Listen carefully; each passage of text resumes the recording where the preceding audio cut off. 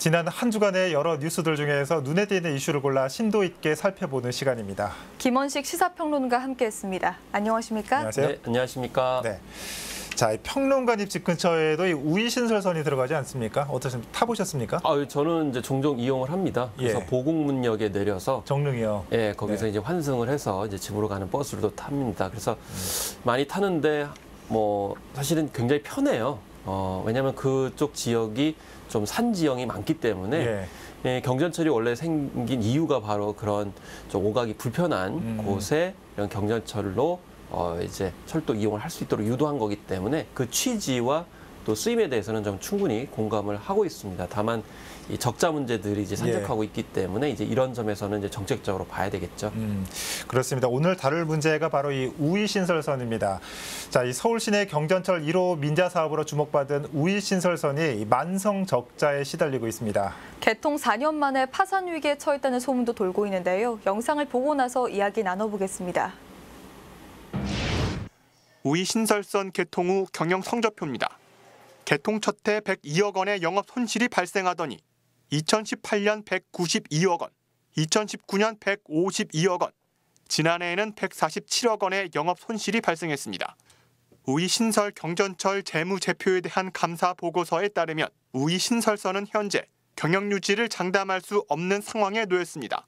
우이신설은 수요가 이제 본인들이 예측한 수요에 그렇게 복잡을 해도 절반밖에 지금 수요가 타고 있지 않고요. 무인 비율이 이제 타 노선에 비해서 이제 타 노선은 15% 뭐 이렇게 수준인데 여기는 33% 정도 지금 무인 비율 되고 있어서 최악의 상황에 이르지 않기 위해 현재 사업자와 해법 찾기에 골몰 중이라고 밝혔습니다. 올해부터 지원이 나가도록 되어 있는 예산이 있습니다.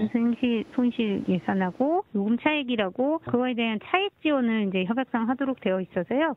하지만 현 상황이 이어질 경우 서울시가 감당할 수 있는 예산 지원도 한계에 이를 수밖에 없는 상황. 서울 시내 1호 경전철 민자 사업인 우이신설선이 경영 위기에 빠지면서 동북선과 면목선 등 다른 민자 사업에도 영향을 주지 않을까 서울시의 고민이 커지고 있습니다. 드라이브 서울 경기 케이블 TV 박선아입니다. 네, 영상을 함께 봤는데 제가 생각하기에는 참 좋은 노선인데 이렇게 만성 적자에 시달리고 있습니다. 이 평론가님은 이 문제의 원인이 어디 있다고 보십니까? 사실 이 뉴스를 보고 지역 주민들은 깜짝 놀랐을 겁니다. 왜냐하면 실제로 이용을 해보면은 많은 분들이 이용하고 있기 때문에 그러니까 항상 10,000원 전철이라고 보시면 되거든요. 그러면 뭔가 굉장히 경영 수지가 뭐 흑자는 아니지만 그래도 좋을 것이다 이렇게 판단을 할 수가 있거든요. 근데 이렇게 실제 데이터를 보니까 그렇지 않거든요. 이게 무슨 의미냐면 결국에는 그 노선 자체는 굉장히 지역 주민들한테는 바람직한 노선이다. 그런데 실제적으로 이 어떤 요금과 이런 측면에서 봤을 때 예산 문제에 있어서는 현실적인 부분이 미진하다 이렇게 볼 수가 있는 거고 아까 리포트에서 말씀을 했듯이 결국에는 수요 예측 부분 그리고 이 무임승차 부분이 굉장히 많다. 그래서 33% 이상이 되기 때문에 그래서 지역 주민들 중에는 노인분들이 또 많거나 또 등산객들 같은 경우 연령층이 높아지기 때문에 굉장히 쓰임새는 있지만 실제적으로는 많은 분들이 이용하고 있는 측면에서 수요량은 좀 부족하다라는 거죠. 그런 점에서 중요한 것은 이게 적자폭을 어느 정도까지 감내할 수 있느냐. 이거를 상정을 먼저 하고 여기에 따라서 서울시든 아니면 중앙정부에서 보전을 해줄 수 있는 방안들을 처음부터 논의를 했어야 되는데 처음에 너무 장밋빛으로 담론을 만들었던 점이 놀라움을 더하게 만드는 그런 요소가 되지 않았나 싶습니다. 네, 그런데 이렇게 전철 등을 건설하기 전에 진행하는 수요 예측이 자주 빗나가고 있는데요. 이게 수요 예측이 정말 어려워서 그런 건지 아니면 수요 예측 방법에 뭔가 문제가 있어서 그런 건지 좀 궁금합니다. 여러모로 문제가 있었습니다. 일반적인 어떤 문제는 희망적 사고의 편향이라는 현상인데요. 아무래도 이제 사업을 추진하는 입장에서 봤을 때는 사업을 이제 통과가 시키기 위해서 장밋빛 전망을 내세우게 되죠. 그 가운데 하나가 수요 예측을 약간 미래지향적으로 희망적으로 산정을 하다 보니까 결국 현실과는 좀 다른 수요 예측이 나올 수밖에 없는 그런 상황이 되고요. 또 그렇게 상황 속에서 경전철의 또 근본적인 한계도 있었습니다. 예를 들면 우이신선서 같은 경우에는 두량, 그러니까 객차가 2개밖에 안 돼요. 그것도 굉장히 큰 객차가 아니거든요. 그러다 보니까 상대적으로 많은 사람들이 복잡하게 이용을 하게 되니까 이 반복되다 보면은 오히려 그 유료로 돈을 내시는 분들이 이용하고 싶지 않은 좀 기피적인 요소가 있을 수 있는 거거든요.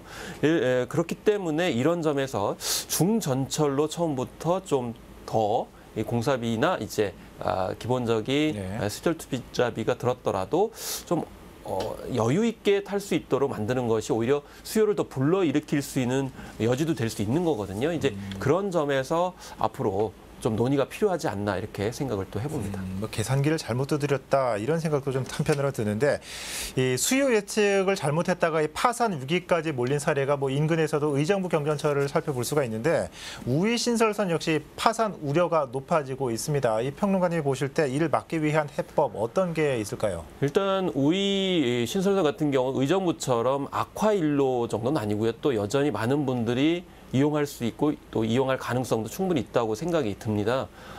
그런데 이제 적자폭을 보게 되면 190억 원, 뭐 150억 원, 그리고 147억 원 정도로 이렇게 좀 적자폭이 줄어들고 있는 점을 일단 봐야 되겠고요. 네. 그리고 한편으로는 지금 신분당선도 그런 문제가 있는데 무임승차 비율을 줄이는 것도 어느 정도 해봐야 되겠다고 생각이 듭니다. 일단 신분당선 같은 경우 2017년에 시도를 했다가 이게 반대에 부딪혔고 이번에 다시 또 논의가 되고 있거든요. 그래서 이 무임승차 연령대를 어떻게 할 것이냐, 그것을 이제 높일 것이냐의 문제, 네. 그리고 요금을 일부 유료할 것이냐 문제, 이런 것들을 같이 이제 봐야 되는 그런 상황이라 볼 수가 있겠고요. 다만 그렇게 하되 이 객차 서비스를 어떻게 더 퀄리티를 높일 것인가도 같이 연동을 하는 것이 필요하다고 보겠습니다. 네, 그런데 우이 신설선은 서울 시내 경전철 1호 민자 사업이지 않습니까?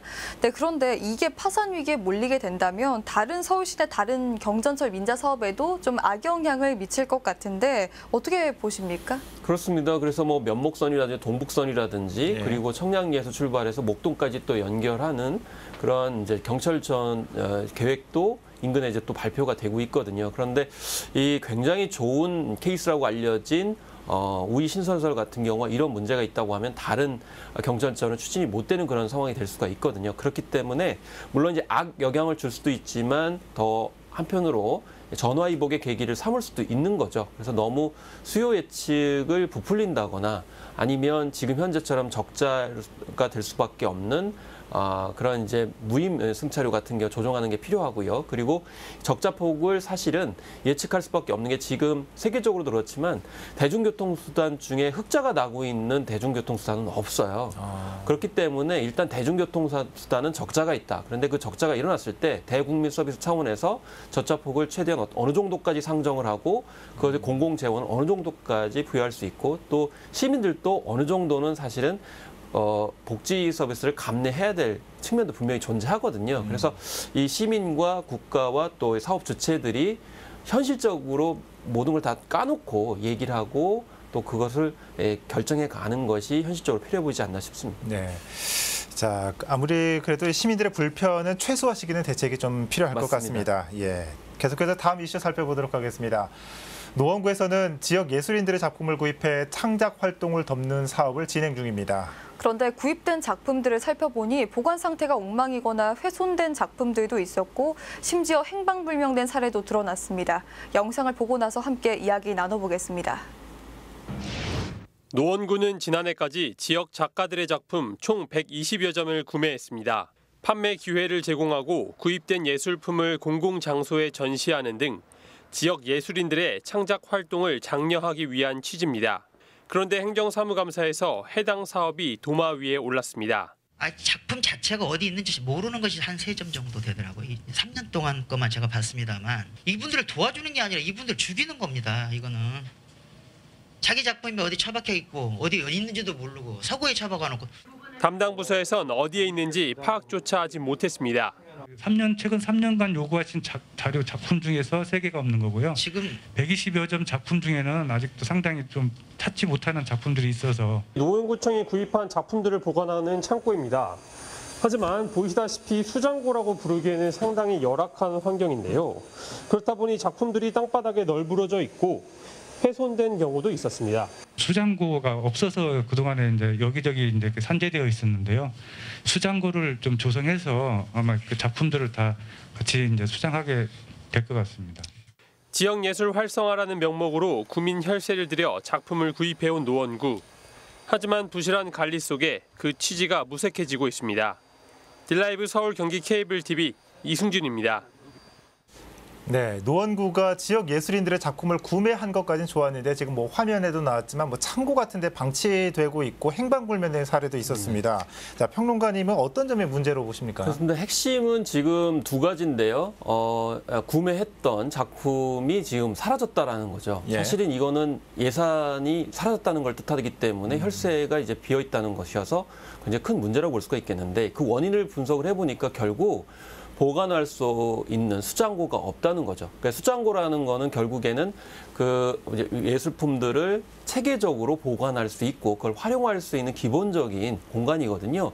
그러니까 그런 공간 없이 좋은 일을 하자는 차원에서 예산을 들여서 구매만 한 좀 근본 토대가 없는 상태에서 이제 전시행정적인 예산 집행을 했다라고 이제 볼 수가 있는 거죠. 예. 그렇기 때문에 이제 일단 수장고가 있어야 되는데요. 그렇지만 수장고가 있다고 해서 모든 게 해결이 되는 건 아닙니다. 왜냐하면 기존에 이제 박물관이나 미술관도 수장고가 있다 하더라도 네. 체계적인 관리를 하지 못하면은 작품을 잃어버리는 경우가 꽤 있습니다. 그렇기 때문에 수장고를 만들더라도 구체적으로 어떻게 운영할 것인지에 대한 청사진까지 제시를 하는 것이 이제 필요해 보입니다.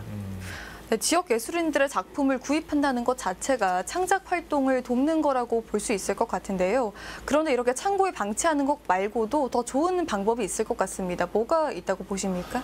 일단은 구매를 했을 경우에 아마 노원구도 처음엔 전시를 했을 거예요. 네. 예, 그런데 이제 문제는 장기적인 그러니까 사업 계획이 필요한 거죠. 그래서 한 번만 전시할 게 아니고 그 작품을 활용해서 계속 시민들과 공유할 수 있도록 해야 되는데 사실 그러려면 노원구 자치단체에 따로 별도의 그런 부서들이 체계적으로 사업을 추진해야 되는데 아마 그런 데까지는 이르지 못한 것 같아서요. 예. 그렇기 때문에 이 작품을 한 번만 또 이제 전시하는 게 아니고 계속 지속화를 해야 되기 때문에 다른 자치단체와 이제 교환 전시회를 한다든지 또 그게 여의치 않다 그러면 이 상위 그런 미술관 등에 기증하는 방법도 있고요.